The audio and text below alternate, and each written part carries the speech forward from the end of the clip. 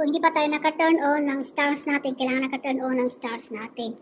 So, paano natin gagawin kapag magta-turn on ng stars natin? Punta tayo sa menu, creator support, monetization, program eligibility, star eligibility, meta suite, monetization, star, turn on setting yung stars natin. Turn on setting yung stars natin para maka-turn on tayo ng stars kung invitation na tayo sa stars. Kapag hindi pa tayo invitation sa stars na inibigay ni Facebook, so hindi pa tayo pwede mag-turn on ng stars. Pero mas mabuti pa na i-turn on natin ay set up natin ang stars para ma-ready to meet kahit anong oras nilalagay ni Facebook na invitation sa stars. Importante naka-turn on set up tayo ng stars.